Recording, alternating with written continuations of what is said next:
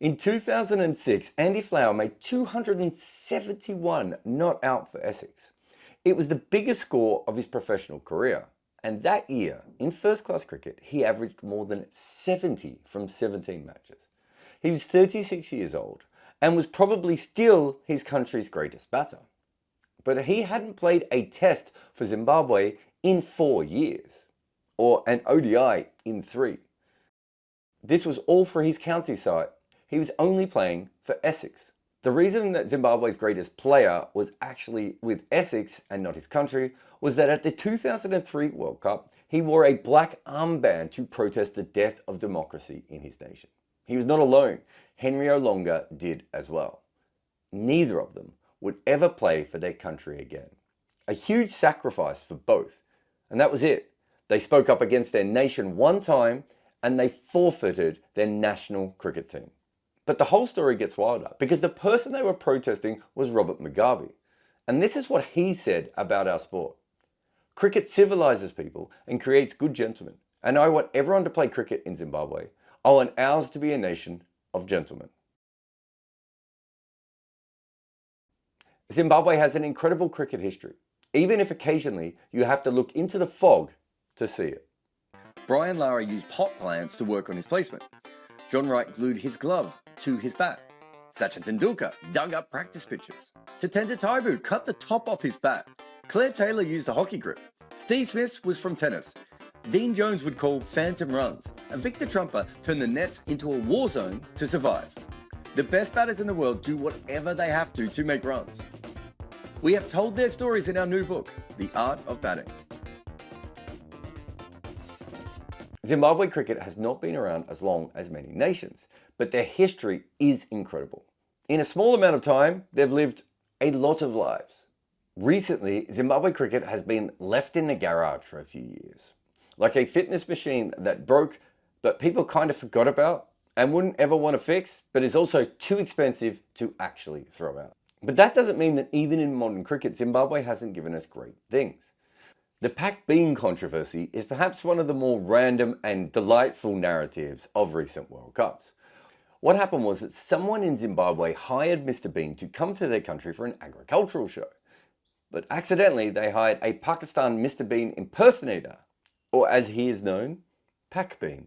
A lot of Zimbabweans were very angry to find out that they had posed or been excited by a fake bean. So then before the match in the 2022 World Cup, Ngugi Chisara, just a regular, normal human being, took to Twitter to tell this boring as hell Pakistan cricket account that as Zimbabweans, we won't forgive you. You once gave us the fraud Pac Bean instead of Mr. Bean Rowan. We will settle this matter tomorrow. Just pray the rains will save you. This tweet, quite rightly, went completely viral and obviously would have been forgotten if Pakistan had won. But Zimbabwe pulled off a great underdog victory in a tournament where they were already playing pretty good cricket as well. And for the second time in this story, a Zimbabwean president was involved. But this time, it was much more friendly. Now, of course, all of this tells you just how intertwined Zimbabwe and cricket are. In fact, when Robert Mugabe was around, his right-hand man was someone called Peter Chigoka, who was an incredibly influential person when it came to the ICC. In fact, I would say he played the ICC like a fiddle for years. He was that much smarter than anyone else in cricket. But the other thing this tells you is that Zimbabwe as a cricket nation is basically unseen until a World Cup comes around. And that has basically been the case since the first edition. In 1980, the country known then as Rhodesia was still playing domestic cricket in South Africa. But that was the year they became known as Zimbabwe. And then in 1983, they came to England. Remember, everything before 1992 was pretty low-key when it came to World Cup events. That is why there were no cameras there to feel Kapil Dev playing his career-defying innings against Zimbabwe. In fact, there was also strikes that day with the BBC, so there wasn't even any news footage. But while that innings was important for world cricket, it isn't what Zimbabwe cricket fans remember from that tournament. That was the game against Australia. Only John Tracos had played international cricket for them at that stage, and that was back in the 1960s, where he played for South Africa.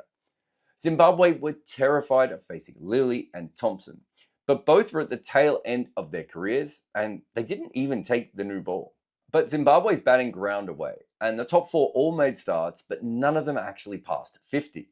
There was drama in the game as well with young Dave Houghton, who was their best batter.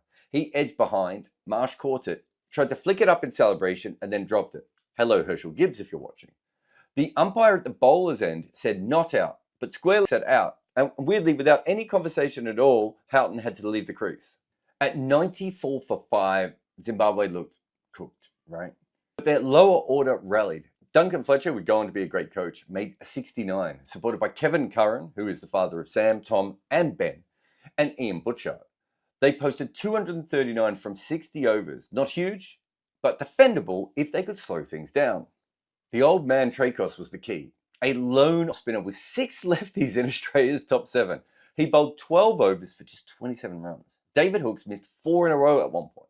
Vince Hogg backed him up with in-swing, moving the ball away from the lefties again. 6 overs for 15 before injury ended his day. Nearly a third of the innings gone, and Australia had to go at 4.4 runs an over from the other end. Zimbabwe couldn't find any wickets, but the squeeze was real. Part of this was Zimbabwe's outstanding fielding. Australia just could not get going. Graham Wood made 31 from 60, Kepler Wessels 76 from 130, David Hooks 20 from 48, Alan Border 17 from 33, and Graham Yallop chipped in with a slow motion 2 from 17 balls. When Rod Marsh arrived at 146 for 4, the rate was the problem. But for the second time in that match, he became a villain to Zimbabwe. He swung hard, brought up his 50 from 42 balls, and he got his second 6 in the final over. But it wasn't enough, and Australia still lost by 13 runs. It sounds like an easy victory, but no one in Zimbabwe really felt that way. Fletcher finished with 69 and 4 wickets. One fan had a bet on them at 200 to 1. That was their first major victory in cricket, and they turned over Australia in a World Cup. Hell of a way to announce yourself to the world. And if you think that was a fluke, the next World Cup, they almost did the same thing again with New Zealand. New Zealand surprised everyone by opening the batting with their opening bowler, Martin Snedden, on a very damp pitch. He made 64, his only ODI 50, backed by Martin Crowe's 72 from 88, and New Zealand posted 242. Zimbabwe collapsed to 104 for 7. Only Dave Houghton and Ian Butchart passed 20. The rest of the batting was 1, 5, 12, 4, 5, 2, 1, a diamond duck, and 4 not out. Butchart made 54. Houghton added 142 from 137 deliveries by reverse sweeping New Zealand spinners and repeatedly backing away to cut. But the heat was brutal. He'd kept wicket and scored more than half the runs. He was exhausted. And after 6 sixes and 13 fours, Martin Crowe took a stunning catch to end his innings, with Zimbabwe still needing 22. That diamond duck, it was Edo Brandes. After watching a partnership of 117 runs, he snapped his hamstring running his first single and was out of the game and the entire tournament. So in came Captain John Trakos, not really known for his batting. Butchart tried to finish the game, was hit on the pad, and stayed put.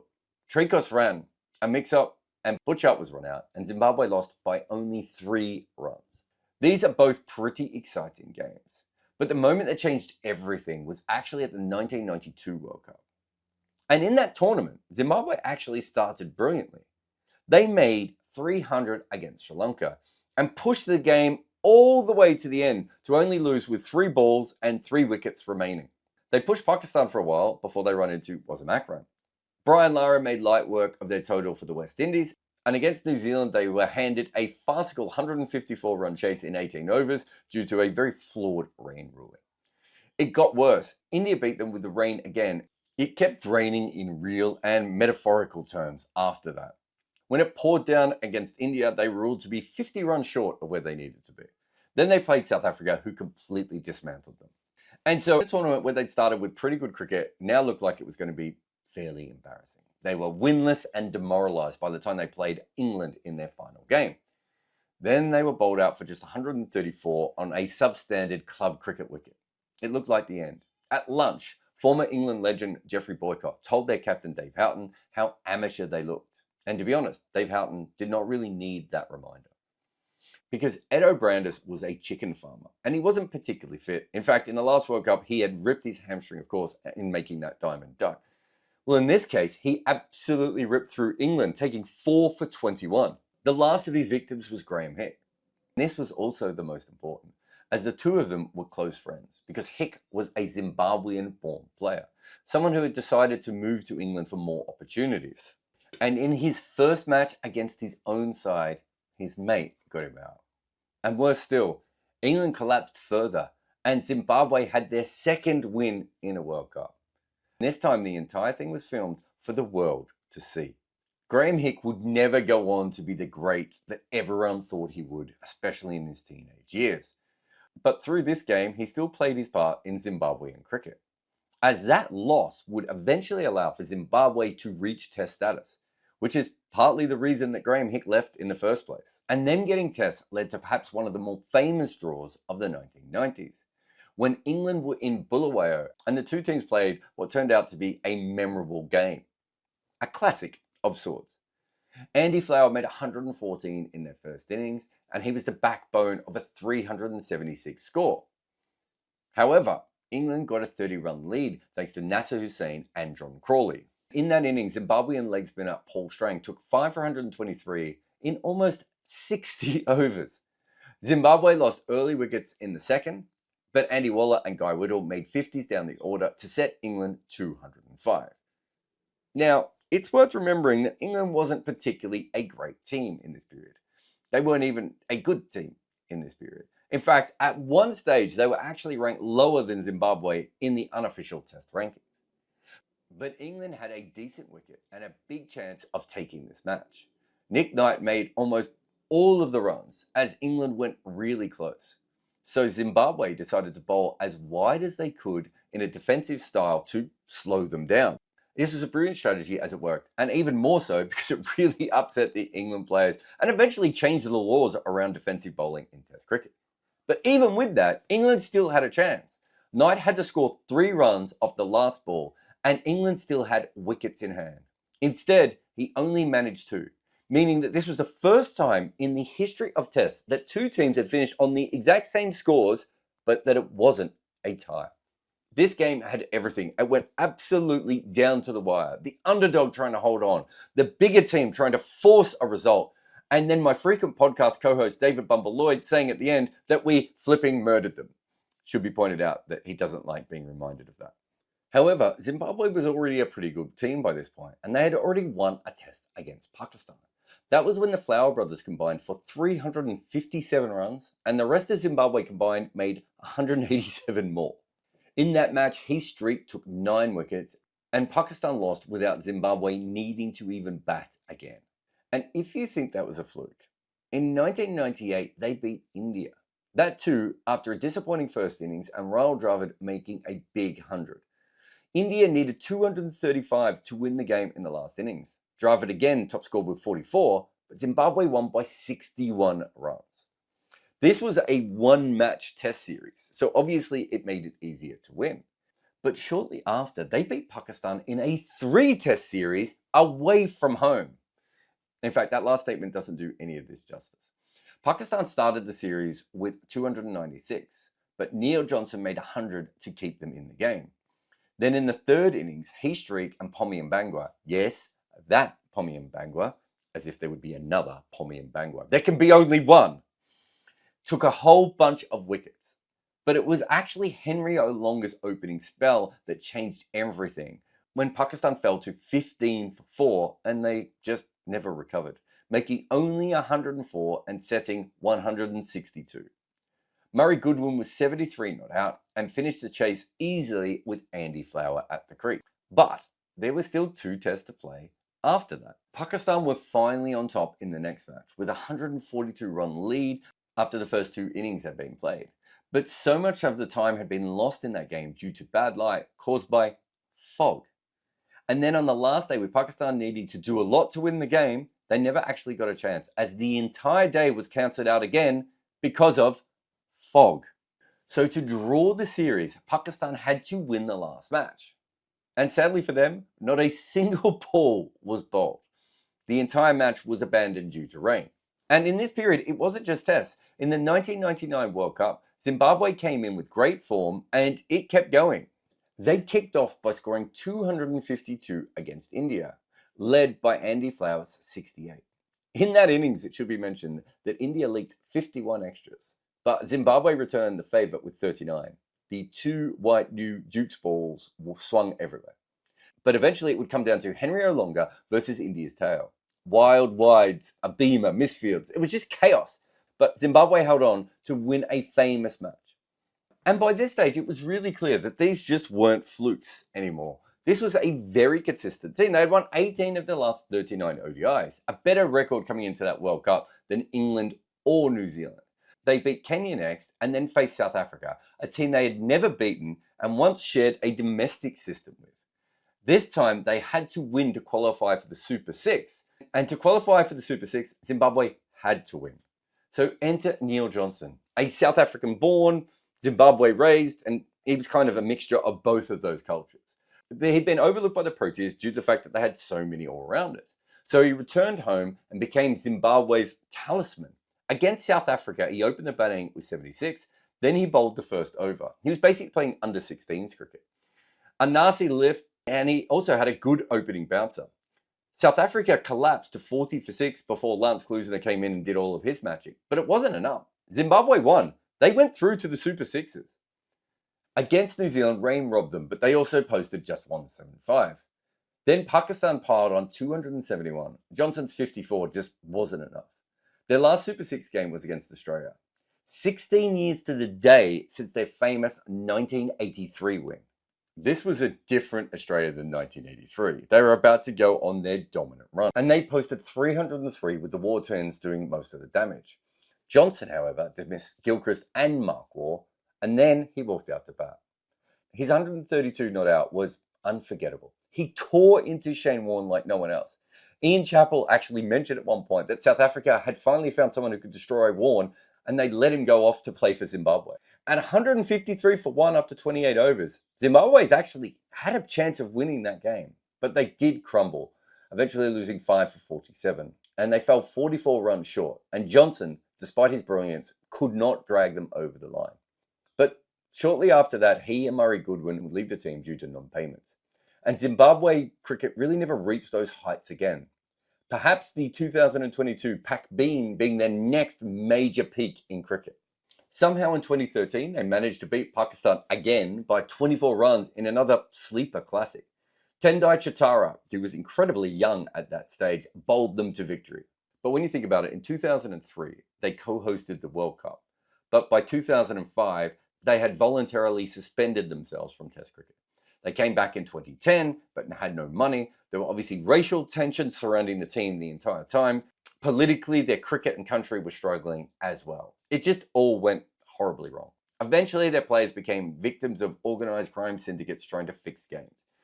It meant that some of their best players' legacies have been tainted. And in 2019, they didn't actually qualify for the 50-over World Cup. And it felt like at this stage that this was the end. We had already seen the best of Zimbabwean cricket. They were a test nation who was struggling to beat the associates. But franchise cricket and a very good generation coming through gave them a bit of a boost. Sikandar Raza was a thing of joy. There were still issues, like when Ryan Burl was asking for new shoes, and when Blessing Muzrambani almost ended up as a Kolpak player and then playing for Major League Cricket. And they are still without their star young batter, Tawanda Mayeye, who this summer will be playing in England, but for Kent and not for Zimbabwe. And so maybe the Pac Bean Trophy was just a bit of a flare-up, because we know their current team is not great. But it's also the same one that beat Bangladesh in a test recently and drew that series. There's a lot of very good bowling talent around in Zimbabwe. And who knows if they'll ever get back to that late 90s period or produce another player of Andy Flower's talent. And it's worth noting that he was very special. He averaged 51.5 in tests, while often captaining, keeping, and batting at number 5. The median score when he went in was 65 for 3. He was the spine of a team, and sometimes he was like 2 or 3 of their limbs as well. He made 820 runs in India from just 5 tests. On turning tracks against real spinners, he averaged 117. He had played against Pakistan when they usually had great attacks and also did very well there. In 14 tests, he averaged 44.3. Against South Africa, 70.7 from just 5 matches. At Harare in 2001, South Africa made 600 in the first innings. Zimbabwe added 286, were asked to follow on, and ended up making 397. Out of the 677 runs, Flower made 341 of them and was only dismissed once. His numbers are so hard to interpret because Zimbabwe played so few tests over a decade. He only ever had 1 match against Australia, 2 against the West Indies. But he made runs everywhere, even as the team lost around him. In fact, no player has ever scored 2,000 runs in defeats with a higher average. He was under pressure always. His final act in Zimbabwe colours was to protest a corrupt regime. He was great no matter how you looked at him. Whatever gloves he wore, Flower just got on with it. And so I don't know what the future of Zimbabwe cricket is.